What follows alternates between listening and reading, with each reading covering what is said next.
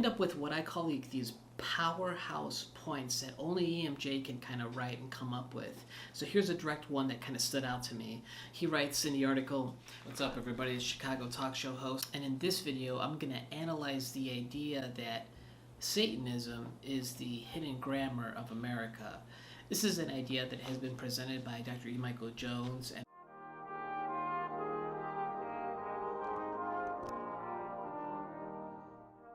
what I'll be doing is citing 3 different sources on this idea and sharing my thoughts on it. And as always, the idea of this is for you to read the material yourself and to draw your own conclusions, and then let me know what you think. So the first thing we're going to take a look at is from the UNS review.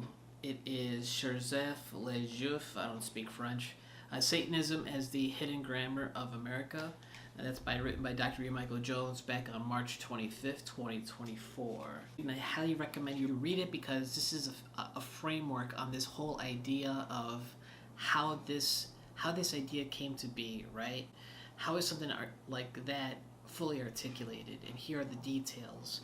And right away you get started off with the basic framework.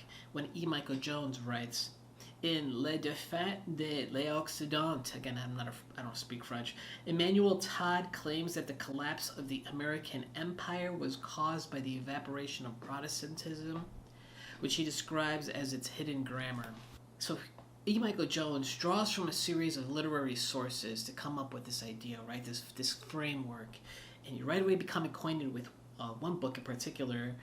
In addition to the first one is Max Weber's quote-unquote famous book, The Protestant Ethic and the Spirit of Capitalism. You become acquainted, if you're not already familiar with, R.H. Tawney's Religion and the Rise of Capitalism. And there's also mention of a book called, written in 1907, Jews and Modern Capitalism. So basically the first part of this essay is this sort of framework in the connection of all these kind of topics from these books I just mentioned, in addition to other connections. You see some of the brilliance really come out, and this is why I really like his work. Dr. Michael Jones writes, "Protestantism may be the hidden grammar of the American Empire, but Satanism is the hidden grammar of Protestantism."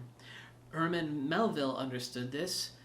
In Moby Dick, First Mate Starbuck rebuked Captain Ahab for the, quote, madness, and, quote, involving in, quote, vengeance on a dumb brute that simply smote thee from blindest instinct, end quote, by describing it as, quote, blasphemy, end quote.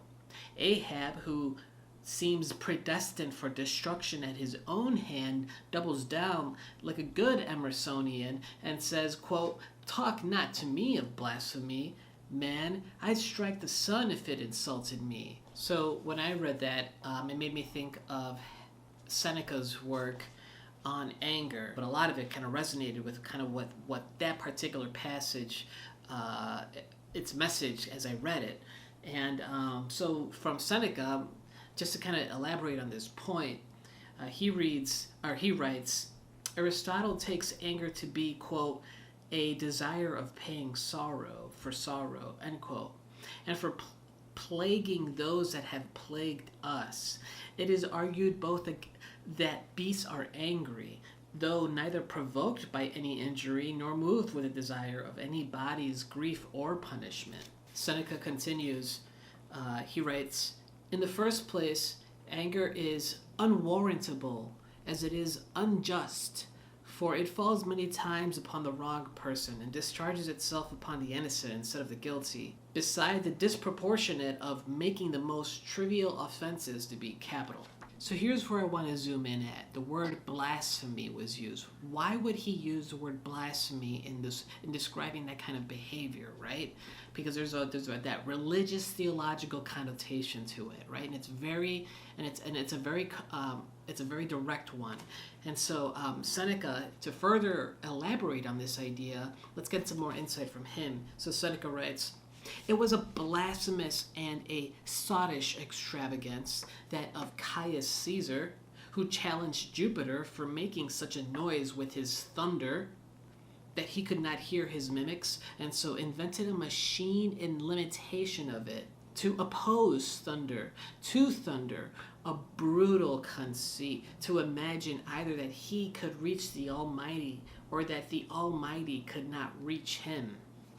Seneca continues, and every jot as ridiculous, though not so impious, was that of Cyrus, who in his design upon Babylon found a river in his way that put a stop to his march. The current was strong and carried away one of the horses that belonged to his own chariot.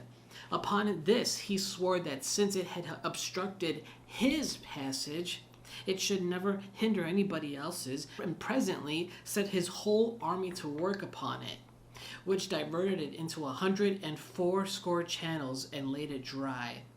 In this ignoble and unprofitable employment, he lost his time and the soldiers their courage, and gave his adversaries an opportunity of providing themselves, while he was waging war with the river instead of an enemy. E. Michael Jones writes in the article, Ralph Waldo Emerson most certainly read Paradise Lost. You recall earlier we mentioned the word Emersonian, right? That's the operative word, so here's the reference on why that's relevant. Dr. E. Michael Jones writes, we know this because his most famous essay, quote, Self-Reliance, end quote, resonates with the same satanic spirit and cadence, having learned from Milton that, quote, the mind is its own place and in itself can make a heaven of hell, a hell of heaven. And this sort of framework, and then these as it kind of dovetails into these other literary sources that are relevant as to this whole spirit of the whole thing, the whole geist of the essay, right, as we're discussing this sort of matter, you end up with what I call these powerhouse points that only EMJ can kind of write and come up with. So here's a direct one that kind of stood out to me. He writes in the article, Protestantism is nothing more than the etiolated Catholicism which resulted from the theft of the Bible, which took place under the rubric of, quote, sola scriptura, end quote, at the time of the Reformation, combined with the satanic spirit of rebellion, which transformed Protestantism into an economic system known as capitalism. Over the course of 5 centuries, as that evaporation intensified into distillation, the Catholic legacy burned off, leaving only the satanic gist of rebellion behind, end quote. So this brings me to the second source, and as I read from this article written there, this kind of stood out to me. Now that we have the previous framework of the first source, reading something like this has much more context. It's much more richer. So here is the passage. Dr. E. Michael Jones writes, the inescapable corollary to Huntington's claim that America is Anglo-Protestant is that Catholics pose a threat to American identity. The main issue, however, is not that Huntington perceives Catholics as the enemy. The main issue is that he doesn't understand Protestantism. Like most Whig historians, he gets his definition of Protestantism from Max Weber. Huntington calls it, quote, the religion of work, end quote, which misses the point completely.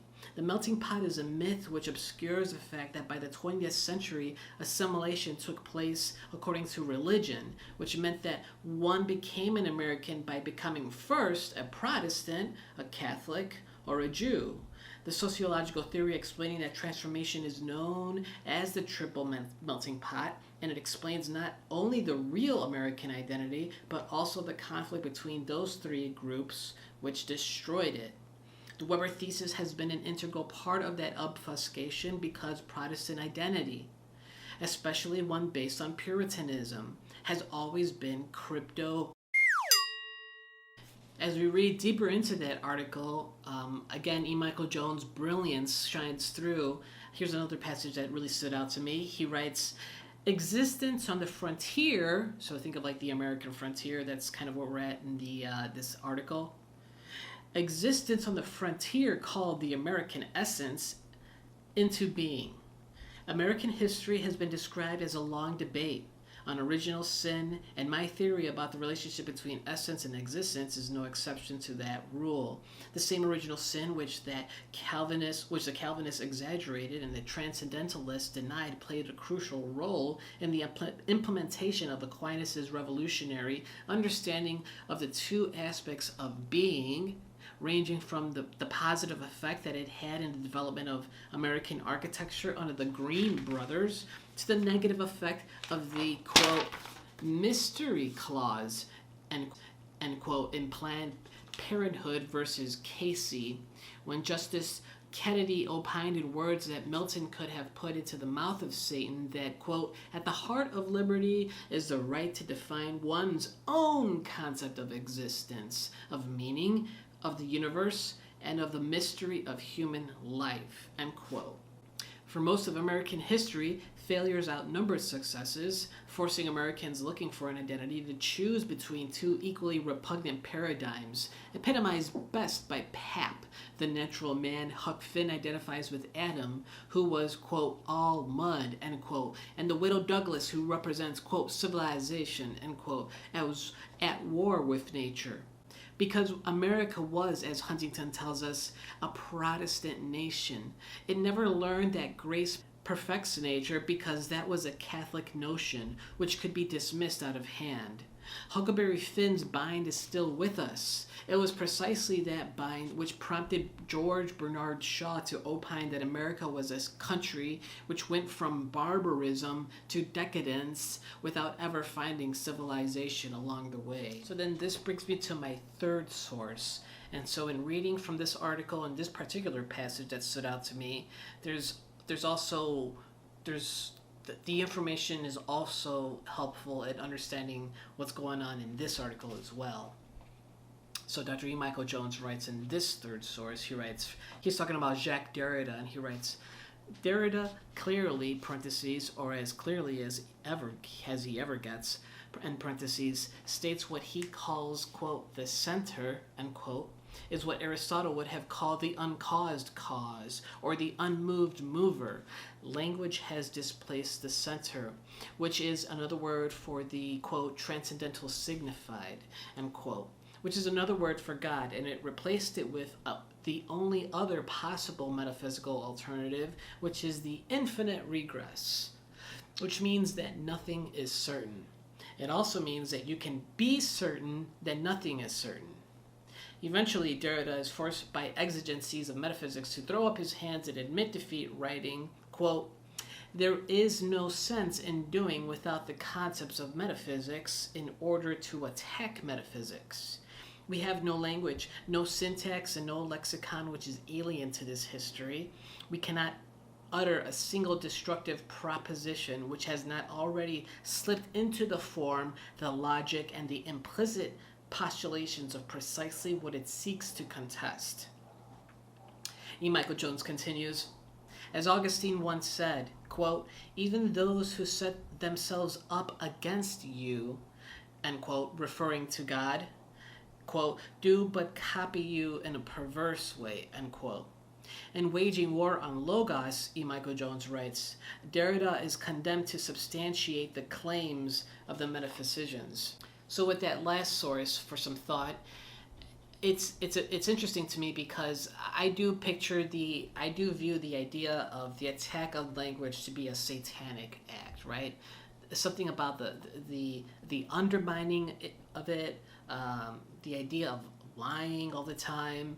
I think these are assaults on language, and it comes from this resentment of Logos, right? Resentment of God. And I think that's why this sort of things are considered to be demonic.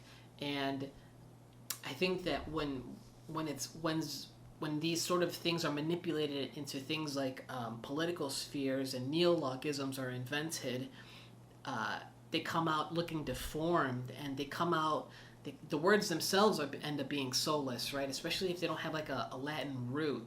It just seems like it's like this word, but it doesn't mean anything. So there's something that idea to me is, I would agree that it's satanic, but you let me know what you think. Well, there you go, guys. These things are very interesting to me, but it would be awesome if you take a look at it as well. Let me know what you think. This isn't, nobody paid me to do this message. I'm just sharing some of these culture wars articles and some of these thoughts that I have and share them with you as well. Give you incentive to read them about them as well. I think I'm going to make this a series. We'll see if I keep it on here or if I move it to my Subscribestar account, where I'm trying to also make some paid membership features as well. Otherwise, follow me on my X account. I'm pretty active there for channel news. Subscribe to my channel if you haven't already. For the foreseeable future, I'm going to continue to deliver this kind of content and kind of build on the content that I've already kind of developed. And I'm just going to kind of articulate it some more. So if that's up your alley, stick around, because it's only going to get better. I've got a big event coming up again next month, and so look out for that. Give it a like, comment, and don't forget to follow and subscribe.